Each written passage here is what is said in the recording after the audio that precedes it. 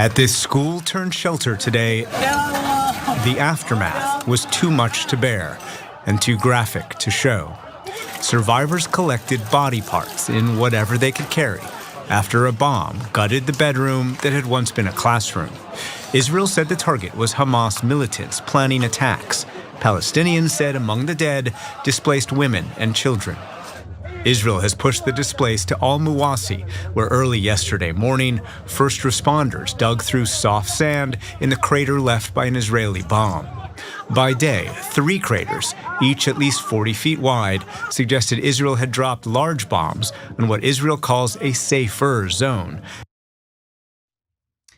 This week, the Israeli military conducted 2 separate airstrikes that were devastating in nature. Of course, this took place in Gaza, and combined, they killed dozens of Palestinians. Hey, don't scroll away. Come back. Because before the video continues, we just want to urge you to lend your support to TYT. You power our honest reporting. You do it at tyt.com/team, and we love you for it. Now, the Israeli Defense Forces claim that Hamas militants had established a command and control center at both areas that were bombed, the humanitarian zone that was struck on Tuesday, and the school turned shelter for displaced Palestinians that was struck the next day on Wednesday. Now, the Israeli Prime Minister's office also claimed on Wednesday that Israel is doing more to protect and prevent civilian casualties than any army in the history of armed conflict. So let's go to the video, and then Cenk, I know you're chomping at the bit. We'll go to Cenk, so let's watch. Israel is trying its hardest, more than any other nation on earth, more than any other army has in the history of armed conflict, to get civilians out of harm's way and to go for the terrorist targets, even though they embed themselves in civilian areas. Now, there's at least one expert who disagrees, and that expert isn't Cenk Uygur. We're gonna hear from that expert in just a moment, but Cenk, I wanna hear what you think first. Yeah, so first of all, the Ottoman Empire said the same exact thing. We're just moving the Armenians from out of the way, and you guys aren't even thanking us. Okay, so a lot of them died on the way, but we were doing it for their benefit to move them out of the way. And look at what Israel just said. I mean, did you catch that last part of that news report? Israel claims these are safer areas. Oh, the ones where they dropped the 3 giant bombs and killed 18 people, including 6 UN workers. Apparently, I don't know if Israel's the only country on earth that's allowed to murder UN workers, but they certainly are allowed. It's nothing but rewarded. We'll get to Blinken's hypocrisy in a minute. But no, it is not as safer. But the funny thing is, like, Israel supporters will be like, we tried so hard. We didn't drop 5 or 10 giant bombs in the safer area. We only dropped 3 giant bombs. We only killed 6 UN workers. We're trying so hard not to kill people. That's why we've only killed 41,000 people, let alone all the people buried under the rubble, etc. And golly gee, what 3/4 of them were civilians at a minimum, 2/3 of them are women and children. Tens of thousands of honest mistakes. And you believe that if you get paid by them, by AIPAC to believe that, you believe that if you're a diehard Israeli supporter. Literally no one else on earth believes that. So let's get to some of the details. Now, there are things that we know and things that we obviously do not know. We do not know exactly what type of bombs were used in the latest airstrikes. We don't know if they're using the 2,000-pound bombs or 500-pound bombs. But Wes Bryant, who's a retired senior targeting professional in the US Air Force, stated that these airstrikes were in fact excessive in his view. He says dropping any bombs, even if it was a 200 or 250 pounder, in and among tents is reckless and irresponsible. It's not feasible mitigation of civilian casualties. And look, I know that we are in the era of endless gaslighting, but trust your instincts when you see that any military is literally dropping bombs on tent encampments containing displaced civilians. Now, Israel has packed the Gazan population tighter and tighter into these safer areas or shelter zones. At the start of this year, for instance, Israeli military evacuation orders pushed Palestinians fleeing the war to shelter in areas totaling around 33% of the Gaza Strip, and that's according to the UN. The displacement zone now accounts for 11% of the Gaza Strip, itself about the size of the city of Philadelphia. So we're talking about millions of people having to shelter in 11% of the Gaza Strip, which was a tiny piece of land to begin with. I mean, Gaza, one of the most densely populated regions of the world, and now you have an even smaller percentage of that area being determined or being used as a safer zone for displaced Palestinians. Yeah, I'm going to say two quick things about that. One, don't get misled by a couple of labels here. The Palestinians say they were schools. The Israelis say they're command centers. No, they're former schools that are now refugee camps. And so then Israel says, well, we didn't have a choice. They're using their civilians as human shields. No, Israel packed all the civilians into 11% of Gaza and then said, well, I think Hamas is in there. I have some intelligence. And by the way, when most of the time I don't present it because I didn't really have it. And barely ever did they show, I actually had intelligence and a Hamas commander was killed, because Hamas will then come out and say, yeah, our commander was killed. So outside of those few cases where that actually happens, they just drop huge amounts of bombs and then go, oh, I guess they were using their civilians as human shields when I dropped a giant bomb in the middle of a refugee camp. Oh, did I also kill UN workers? Oh, those are all accidents from the most moral army on earth. So Cenk keeps mentioning UN workers getting killed, and we have some details on that as well. Look, after yet another American citizen was killed in the West Bank by an Israeli sniper, and literally nothing happened in terms of consequences. No, I'm not shocked by anything at this point. In fact, Anthony Blinken, our Secretary of State, decided to go to the UK and pressure them to lift the weapons ban that they had implemented toward Israel, because they were concerned that Israel was using those weapons to commit war crimes. By the way, they didn't ban all weapons, just a tiny little slice of the weapons that they had been sending Israel. Yeah, so in a second, we're gonna get to how US representatives are making money off of killing Palestinians through all this. And it is just a gut-wrenching story. But on the Blinken thing, I just want you guys to be aware that when mainstream media tells you Blinken or Biden, or yes, Kamala Harris, let alone Trump, who's even worse on this issue, but in this case, they're the ones in charge, Biden, Blinken, say, oh man, they're heartbroken about that American citizen killed. It's their top priority. No, Blinken then not only didn't do anything to Israel, he tried to help Israel get more weapons from the UK. Anthony Blinken and Joe Biden are massive liars who basically now, I mean, look, I hate saying this because they're US government president and Secretary of State, but let's put it this way, they are doing Israel's work for them. They're going around bullying the rest of the world. They go out in front of the TV cameras and go, oh, we are so concerned about all those dead Palestinians. As soon as the cameras are turned off, they're like, you better give money to Israel. You better not veto, you better veto anything that's their war crimes. You better, and then nothing for the Palestinians. Fiercely pro-Israel. When they get in front of a camera, they're giant liars. They have no concern for Palestinians. In fact, they financed the murder of tens of thousands of Palestinian civilians. So let's get to the UN workers, because at least 3 of the people named by the IDF, 3 of the people named by the IDF as Hamas militants appeared to be on the Hamas media office's list, albeit with slightly different spellings. The IDF did not provide evidence for its allegations. Of course. And NBC News has reached out to the IDF and UNRWA for further comment, because the Wednesday strike took the lives of 6 separate UN workers. Israel claimed that several of those workers were actually members of Hamas. That was the allegation, with no evidence, by the way. Meanwhile, the number of dead and injured in Gaza, of course, continues to rise. To Cenk's point earlier, we had previously reported that 40,000 people were killed in Gaza. That number has already gone up. After more than 11 months of war, the death toll in Gaza is more than 41,000, and that's according to health authorities in the territory. This is reported by The Guardian. More than 95,000 people have also been wounded, with a quarter suffering life-changing injuries, including amputations that will require years of support, according to the World Health Organization. To be fair, that was done by the most moral army on earth. Right, exactly.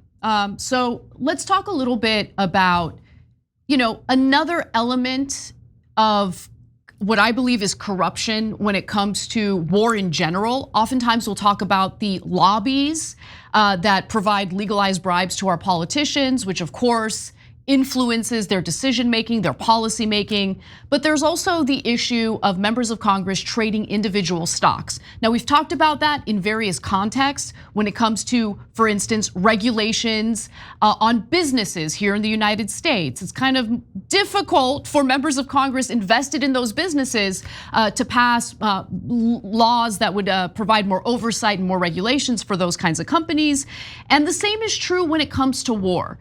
So Sludge, which is a great publication that's hyper-focused on corruption in Congress and in our government in general, did this incredible report.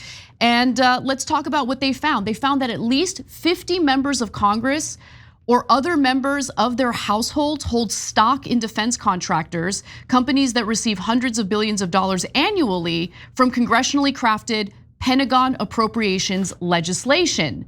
Now, if you want to know just how widespread this is or how much money we're talking about, well, the total value of the federal lawmakers' defense contractors' stock holdings could be as much as $10.9 million, according to a Sludge analysis of 2023 financial disclosures. So if war is making these defense contractors more profits, obviously those profits translate to higher returns for their shareholders and their investors. It is a problem when members of Congress, the very people deciding on how much to support this war, whether to support this war, are personally invested in these private defense contractors. So Sludge reports that the most commonly held defense contractor stocks in Congress are Honeywell, that comes in at number 1. And at number 2, you have RTX, formerly known as Raytheon. Now, Honeywell manufactures sensors and guiding devices that the IDF is using specifically in Gaza. And when it comes to Raytheon, they're providing or making the missiles for the Iron Dome system. Look, I have no problem with Iron Dome, and I have no problem with supporting Iron Dome, okay? That is actually a defense capability that the United States has provided for Israel. It is different from offensive weaponry, and so I have no problem with Iron Dome. I want to be clear about that. Now, both have a clear incentive for the United States to keep sending weapons to Israel, though. The stock price for RTX has increased by 71% with Biden in the White House. In an October earnings call, the company's then CEO, Greg Hayes, now its chairperson, said that with the Department of Defense stepping up orders for Israel and Ukraine, RTX, again, that's Raytheon, would see a benefit of this restocking. Yeah, some of the defense contractors have actually beat that 71% number. One of them is at 91%. So war is great for business, for defense contractors, but the real problem here is that it's great for the personal finances of so many of our Congress people. So guys, think about it. Even if you take Israel out of it, Ukraine out of it, they are saying, okay, I'm going to invest in this at the stock market. This money is going to go straight to my pocket. Then I'm going to give those same companies hundreds of billions of dollars more. That will definitely increase their stock price and I'll get rich. How is that allowed? That should be wildly illegal. Ridiculous. Guys, they're gonna rob us blind. They're already doing it. I mean, that defense contract, do you know how much the defense budget has gone up under Biden? Remember how Trump was like, oh, the defense is shattered, I'm going to fix it. At that point, it was already like the size of the next 8 defense combined for the other 8 countries that do giant defense budgets. Then Trump massively increased it. Then Biden, he's gonna slow it down, right? Democrat. No, it has increased by 20% under Biden and is nearly at $1 trillion. Why? Because every time they increase it, the people in the House make more money. The representatives are getting incredibly rich. And they're like, oh, Israel wants to kill Palestinians. Yes, we're gonna make more money. Oh, and the 2 stocks they're most heavily invested in are the 2 that happen to make weapons for Israel. Mm-hmm. What a coincidence again. Will you look at that? And right-wingers, if you think Nancy Pelosi's the only one doing this, you're crazy. First of all, she's just as guilty, if not more guilty than everyone there, okay? But these are bipartisan. Yes, Democrats and Republicans. Absolutely. Robbing you blind to perpetuate more war, more death, and doing it with our money so they can get rich. That is a great point, and I want to really emphasize that because remember, we're talking about the United States government appropriating tens of billions of dollars in defense or military funding for Israel. So it's not like Israel is spending their money on buying these weapons from defense contractors in the United States. No. We are giving them money, us the taxpayers, to buy the weapons from the defense contractors. Defense contractors get rich, the shareholders for those companies get rich, the American people get screwed, unless you yourself are personally invested in those defense contractors. Yeah, and one last thing, guys.